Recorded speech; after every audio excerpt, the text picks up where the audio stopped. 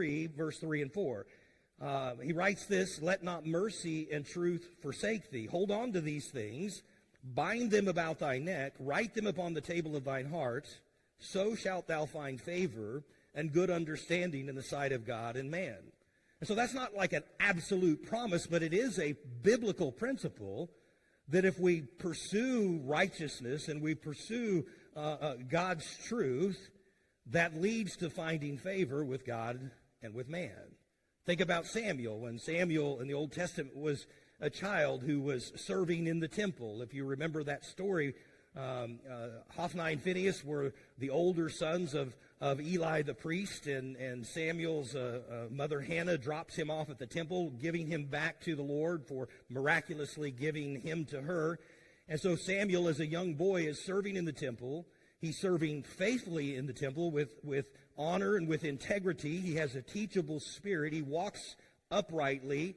And in the midst of him doing this, you got to remember, all around him, specifically with the two older sons of Eli, they're living wickedly. They're living unrighteously. They're abusing in an egregious way the role of the priesthood within the temple.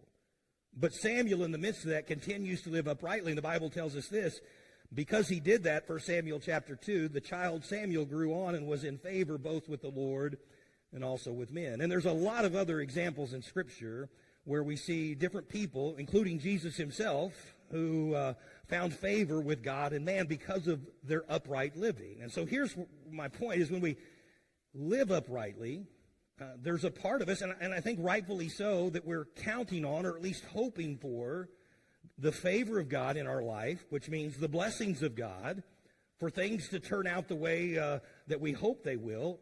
And we're hoping that it will also buy us favor, whether it's in the workplace, to be found favorable in the eyes of our boss, or at school, to be found favorable in the eyes of our teachers, or in sports in the eyes of our coach, and on in different realms of society.